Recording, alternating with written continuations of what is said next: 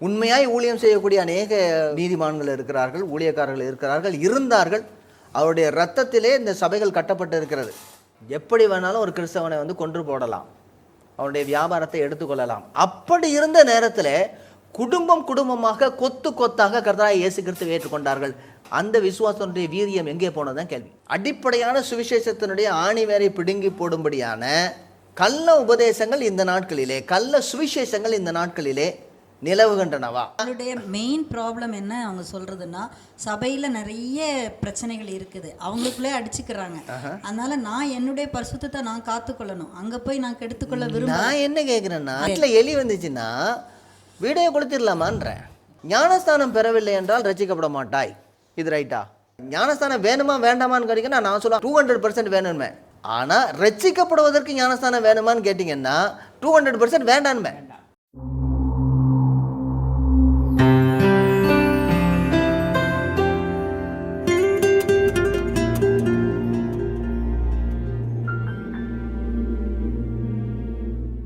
Salvation TV நேயர்களே, உங்களை கர்த்தராகிய இயேசு கிறிஸ்துவின் நாமத்திலே அன்போடு வாழ்த்தி வரவேற்கிறோம். இந்த நிகழ்ச்சி ஏக்தா நெட்வொர்க் வழங்கும் திருச்சபை அன்றும் என்றும்.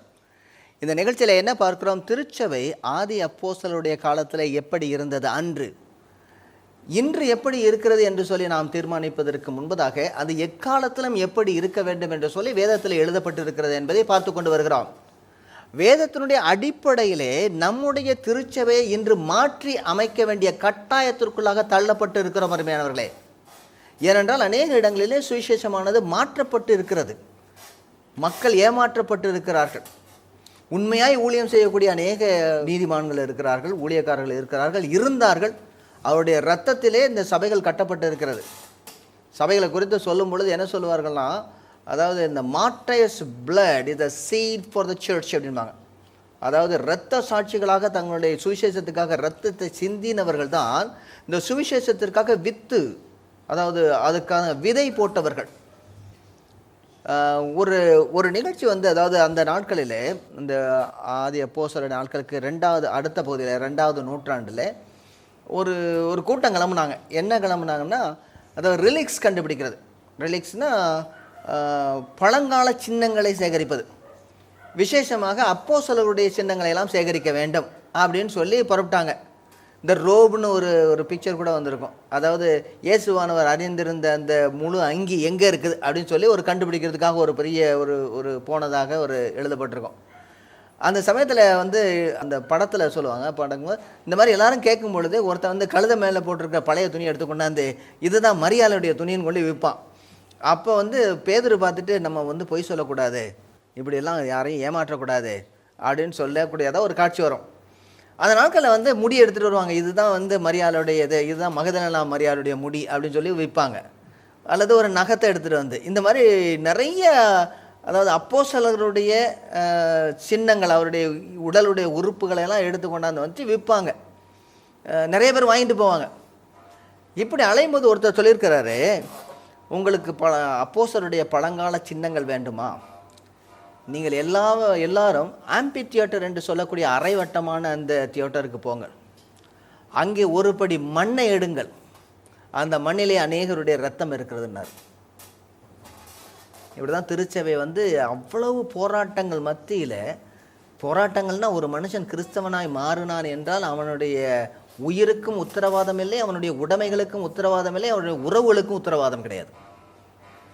எப்படி வேணாலும் ஒரு கிறிஸ்தவனை வந்து கொன்று போடலாம், அவனுடைய வியாபாரத்தை எடுத்துக்கொள்ளலாம். அப்படி இருந்த நேரத்தில் குடும்பம் குடும்பமாக கொத்து கொத்தாக கர்த்தராகிய இயேசு கிறிஸ்துவை ஏற்றுக்கொண்டார்கள்.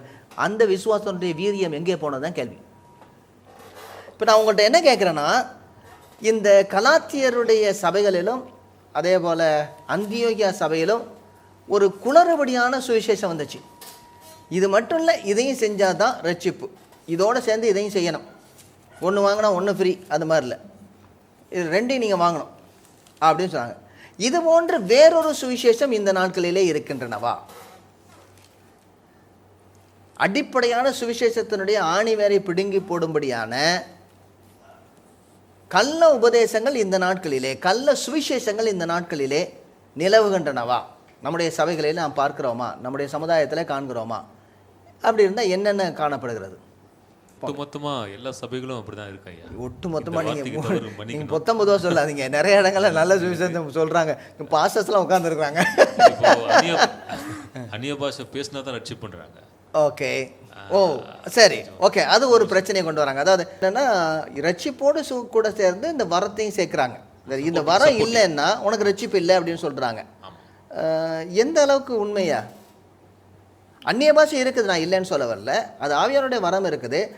அது இல்லைன்னா அவன் ரட்சிக்கப்படாதவன் இல்லை. என்னைக்கே அவன் ஆண்டவரை ஏற்றுக்கிட்டு ஞானஸ்நானம் பெறுகிறானோ அன்னைக்கே அவனுக்கு பரிசுத்த ஆவியானவர் அருளப்படுகிறார். அவன் வந்து ஆவியில நிரம்பி அனுதினமும் அதை புதுப்பித்துக் கொண்டு அவன் அதுக்கு வளர்த்துக்கிட்டா தான் அவனுக்கு வரங்கள் கிரியை செய்யும்.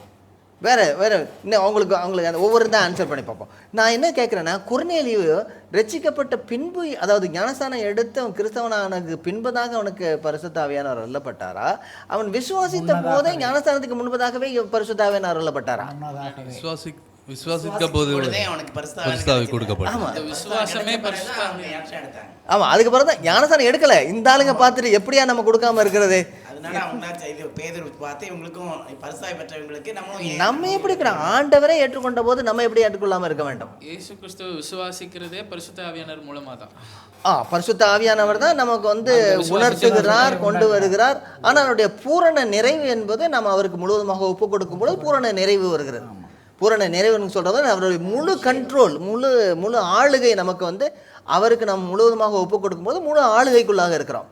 அது ஒரு நாளில் நடந்ததல்ல, ஏதோ ஒரு நாளில் நடப்பதல்ல, அது அன்றாடம் நடக்க வேண்டியது.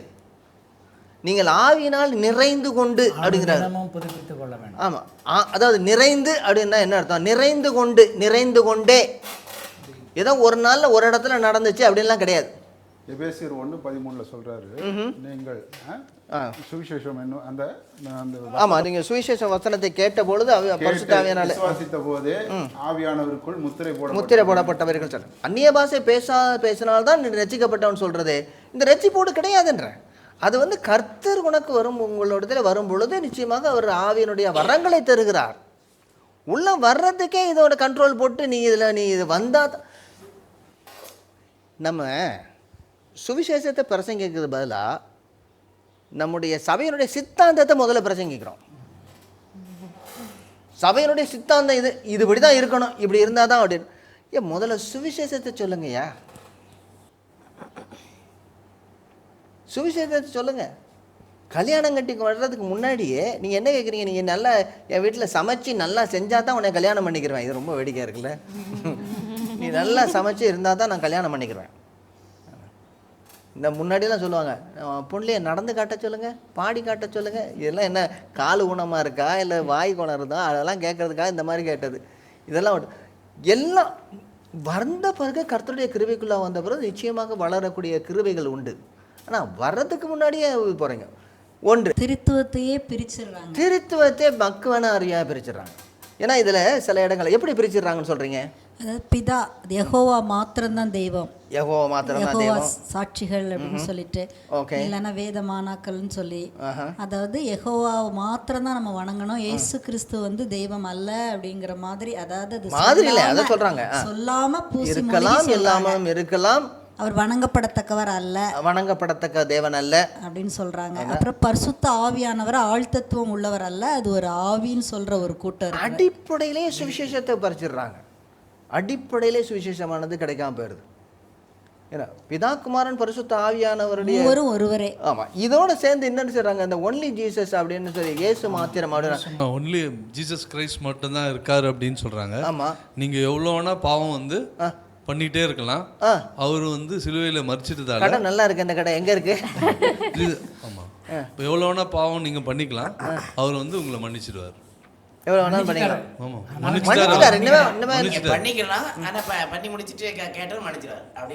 இல்ல கேட்க வேண்டாம் அப்படியா? இது கடையில முன்னாடியே வர வச்சாச்சு. அதாவது இயேசு கிறிஸ்துவனுடைய ரத்தம் சகல பாவங்களை நீக்கி நம்மை சுத்திகரிக்கும். நான் செய்த பாவம், செய்ய போகிற பாவம், செய்து கொண்டு இருக்கிற பாவம், எல்லா பாவத்தையும் நீக்கி நம்மை சுத்திகரிக்கும். ஆனா அவங்களுடைய பிரச்சனை என்னங்க? இயேசுவானவர் ஒவ்வொரு தடவையும் பாவம் எங்க பெருகுதோ அங்க கிருபை அதிகமாக பெறுகிறது. என்னே மாத்திருவீங்க போல் இருக்க நீங்க. ஒவ்வொரு நீங்க சொல்றது வந்து இன்னொரு வருது. நான் வந்து ஒண்ணா எடுப்பேன். அதுல ஒன்று வந்து இந்த அதாவது என்ன சொல்கிறாங்கன்னா, இயேசு மட்டும்தான் இப்போ அதாவது பிதாவை அதாவது இயேசுவை அறிந்தவன் பிதாவை அறிந்தவன். இன்னொரு வருது இது என்ன, பிதா மட்டும்தான், இயேசுவானவர்லாம் செகண்டரி, அதாவது பிதா மட்டும்தான் பிரைமரி காட், இயேசுவானவர் வந்து டெமிகாட், ஒரு பாதி லெவலில் உள்ள ஒரு கடவுள். ஏன்னா ஒரு கடவுள், அதுக்கடுத்து பரிசுத்த ஆவியான கடவுளே கிடையாது. 2 பேருக்கும் அனுப்புகிற வந்து ஒரு ஆவி, ஒரு ஃபோர்ஸ் தான், ஒரு எலக்ட்ரிக் ஷாக்கு, அவ்வளோதான் அப்படின்னு சொல்கிறாங்க. அடுத்தபடியாக என்னென்னா பிதாவும் கிடையாது, கிறிஸ்துவும் கிடையாது, ஆவியானவர் காலம். இது அதுக்கு அடுத்த லெவல். இது அதில் புதிய ஏற்பாடு மாத்திரம்தான், பழைய ஏற்பாடு பழைய ஏற்பாடுங்க, புதிய ஏற்பாடு மாத்திரம்தான், பழைய ஏற்பாடு கிடையாது. இன்னொரு பியூட்டி என்னன்னா, பழைய ஏற்பாடுங்க வேண்டாம், அப்போஸ்தலருக்கு அப்புறம் உள்ள புத்தகங்களும் வேண்டாம், சுவிசேஷம் மட்டும் போதும். அந்த 4 புத்தகம் மட்டும் 4 புத்தகம் மட்டும் போதும். கடைசியில் ரொம்ப சிம்பிளாகிடுவாங்க போல் இருக்கு, ரொம்ப சிம்பிளாகிடுவாங்க போல் இருக்கு. நம்ம பைபிள் ரொம்ப சிம்பிளாகிடும் போல் இருக்குல்ல. ஒரு 4-5 பேப்பரு, 4-5 பேப்பர் ஆகிடும். ஏன் அப்போஸ்தலர்கள் வேண்டான்றாங்க, பழைய ஏற்பாடு வேண்டாம், ஒன்லி சுவிசேஷம் மட்டும் போதுன்றாங்க? கிறிஸ்து அதை மட்டும் தான் சொன்னாராம், இதெல்லாம் மற்றவங்க எல்லாம் சேர்த்துக்கிட்டு தான். ஓ, இதெல்லாம் சேர்த்துக்கிட்டது. ஆமாம், இன்னைக்கு ஒரு ஐஏஎஸ் ஆஃபீஸர் அதை அப்படி பண்ணிக்கிட்டு இருக்கிறார். அதாவது சபையை குறித்து வந்து அந்த நிருபங்கள் எழுதப்பட்டிருக்கிறது. அதனால சபை வேண்டாம், ஒன்லி நான் எங்க இருந்தாலும் ஆண்டவரை தொழுது கொள்ளுவேன். ஓகே, யுனிவர்சல் சர்ச் இருக்கு போதும். யுனிவர்சல் சர்ச் அது எந்த இடத்துல? எங்கனால இருந்துவேன், நான் ஒரு சபை தனி சபைக்கு போகணும்னு அவசியம் இல்லை. அப்படி ஒரு சுவிசேஷம். ஏன்னா வந்து அப்போஸ்தலர்கள் வந்து சபையை குறித்து சபையை கட்டினார்கள், அந்த சபையை தேவையில்லை, எங்கே வேணாலும் இருந்துக்கலாம், எங்கே வேணாலும் போயிடலாம். இதெல்லாம் வசதிக்கு தக்கபடி மாற்றிக்கிட்ட மாதிரி இருக்குது. ஓகே, அடுத்ததாக அதனால சபைக்கே போக வேண்டாம், நம்ம வீட்டில் இருந்தே எது வேணாலும் நம்ம செய்துக்கலாம் அப்படின்னு. ஆமாம், வீட்டில் இருந்து சொல்கிறாங்க. காணிக்கன்னா எனக்கு அனுப்பிடுங்க அப்படிங்கிறேன். தசம பாகம் காணிக்க தசம பாகம் கொடுக்கணும், காணிக்க ரொம்ப சிம்பிளாக போயிடுச்சு இல்லை. எங்கேயும் போக வேண்டாம், பணமும் கொடுக்க வேண்டாம், நீனே வச்சுக்கோ. அவங்களுடைய மெயின் ப்ராப்ளம் என்ன அவங்க சொல்றதுன்னா, சபையில் நிறைய பிரச்சனைகள் இருக்குது, அவங்களுக்குள்ளே அடிச்சுக்கிறாங்க. அதனால நான் என்னுடைய பரிசுத்தத்தை நான் காத்துக்கொள்ளணும், அங்கே போய் நான் கெடுத்துக்கொள்ள விரும்புகிறேன். நான் என்ன கேட்குறேன்னா, வீட்டில் எலி வந்துச்சுன்னா வீடே கொளுத்திடலாமான்றேன், அல்ல வீடே காலி பண்ணிட்டு போயிடலாமா? எனக்கும் ஆண்டவருக்குள்ள உறவு மட்டும்தான், அவ்வளோதான். நானும் ஆண்டவருக்குள்ள. ஆனால் சபையை குறித்து ஆண்டவர் ரொம்ப தெளிவாக, அது ஞானஸ்தானம் கொடுத்து அது எல்லாரையும் சீஷராக்க வேண்டும் என்றது ரொம்ப தெளிவாக. சுவிசேஷத்தை அறிவியுங்கள், புதாகுமாரன் பரிசுத்த ஆவியின் நாமத்தினால ஞானஸ்தானம் கொடுங்கள், நான் சொன்னவைகள் யாரும் அவர்கள் கை கொள்ளும்படி அவர்களுக்கு உபதேசம் பண்ணி சகல ஜாதிகளையும் சீஷராக்குங்கள். அந்த சீஷராக்குதலுடைய காரியம் எங்கே நடக்குது? ஐக்கியத்தில் நடக்குது. தனி மரம் தோப்பு ஆகாது, தனிநபர் சிறு திருச்சபை ஆக மாட்டான். நம்ம குடும்பங்களாக சேர்றதான் அடிப்படையிலே வச்ச ப்ராப்ளம் இது. இந்த ஒன்லி ஜீசஸ் மூமெண்ட்டில் இன்னொரு சொல்கிறேன், அதாவது அப்போஸ்தலர்கள் இயேசு கிறிஸ்துவின் நாமத்தினாலே ஞானஸ்தானம் கொடுத்தார்கள், கிறிஸ்துவின் நாமத்தினாலே. அதனால நம்ம பிதாகுமாரன் பரிசுத்த ஆவியின் நாமத்தினாலே கொடுக்கக்கூடாது, கிறிஸ்துவின் நாமத்தினாலே கொடுக்க வேண்டும் அப்படின்னு ஒரு கூட்டம் தெரியுது. அவங்களுக்கு என்ன புரியலை? அதாவது அந்த காலம் வந்து இயேசு கிறிஸ்துவின் நாமத்தினாலேன்னு சொல்றதே பிதா குமாரன் பரிசுத்தாவே முழுவதுமாக சொல்றாங்க. அதாவது சுவிசேஷத்தினுடைய அடிப்படையில கொடுக்கக்கூடியது கிறிஸ்துவனுடைய நாமத்தினாலே. அதுக்கு முன்னால வந்து ஞானஸ்நானம் இருந்தது, யோவான் ஞானஸ்நானம். இது மற்றபடி அவங்களுடைய ஞானஸ்நானம் இருந்ததுனால இவங்களும் ஞானஸ்தானம் கொடுத்தாங்க, அதை யூதர்களும் ஞானஸ்தானம் கொடுத்தாங்க, இருந்ததுனால ஒவ்வொரு ரவியும் ஞானஸ்தானம் கொடுத்தாங்க. இயேசு கிறிஸ்துவின் நாமத்தினால கொடுக்கப்பட்ட ஞானஸ்நானம், இயேசு கிறிஸ்து விசுவாசத்தை பிதா குமாரன் பரிசுத்த ஆவியானவர். அவர் ரொம்ப தெளிவாக வந்து வேதாகமத்தில் எழுதி. இந்த பிரச்சனை வந்து இப்படி ஒரு பிரச்சனை இருந்திருக்கும் என்றால், அதாவது சுவிசேஷ நாட்களிலே, அதாவது ஆதி அப்போஸ்தலர் நாட்களே இருக்கும்னா ஒரு பெரிய குளறுபடி இருந்திருக்கும். என்னென்னா, மத்தேயு வந்து பின்னாடி தான் எழுதுகிறார். மத்தேயு எழுதின சுவிசேஷம் 60க்கு பின்னாடி தான் எழுதப்பட்டது. ஆனால் பவுலடியாருடைய காரியம்னா முன்னாடியே நடந்துருச்சு அவங்க கொடுத்ததெல்லாம். இப்படி இருந்துச்சுன்னா மறுபடியும் அவங்க வந்து எழுதியிருக்க மாட்டாங்க, இப்படி அவங்களே மாற்றிருப்பார். அப்படி இல்லை, இது ரெண்டுமே ஒன்று என்றதுனால தான் அது வந்து எந்த விதமான குழப்படியும் இல்லாமல் திரும்ப கொடுத்துருக்குறாங்க. இல்லைன்னா அங்கேயே பிரச்சனை வந்திருக்கும். அப்படி நடக்கலை, அப்படி எழுதியிருப்பாங்க. சிலர் இந்த மாதிரி இயேசு கிறிஸ்து நாமத்தில் மாத்திரம் கொடுக்கிறார்கள், அது தவறு, பிதாகுமாரன் பரிசுத்த ஆவியினுடைய நாமத்தில் கொடுத்துருக்கப்பட வேண்டும் அப்படின்னு சொல்லி எழுதியிருப்பாங்க. அந்த மாதிரி எந்த பிரச்சனையும் வந்த மாதிரி தெரில அந்த நாட்களில், இல்லை அந்த மாதிரி. ஏன்னா இயேசு கிறிஸ்துடைய நாமத்தினாலே கொடுத்ததும் பிதாகுமாரன் பரிசுத்த ஆவியின் நாமத்தில் கொடுத்தது ஒரே ஞானஸ்தானம். இதற்கு மாறாக இருந்த ஞானஸ்தானம் என்னவென்றால், இதற்கு முன்னோடியாக அல்லது வேறு மாதிரி இருந்த ஞானம், வேறு ரபிகள் கொடுத்த ஞானஸ்தானம். இன்னும் விசேஷமாக நாம் பார்க்க போனால் யோவான் ஸ்நானகம் கொடுத்த மனம் திரும்புவதற்கு ஆயத்தமான அந்த ஞானஸ்தானம் இருந்துச்சு. அதோட முடிக்க முடியாது, நீ கர்த்தராக இயேசு கிறிஸ்துவை ஏற்றுக்கொண்டு ஞானஸ்தானம் பெற வேண்டும் அப்படின்னு சொன்னாங்க. சரி, இந்த ஞானஸ்தானத்தில் உள்ள பிரச்சனைகள், பரிசுத்த ஆவியானுடைய அது என்னது அந்நிய பாஷையில் உள்ள பிரச்சனைகள் ஞானஸ்தானத்தில். இப்போ இன்னொன்று என்ன சொல்கிறாங்க, ஞானஸ்தானம் பெறவில்லை என்றால் ரட்சிக்கப்பட மாட்டாய் அப்படின்னு ஒன்று கொண்டு வராங்க.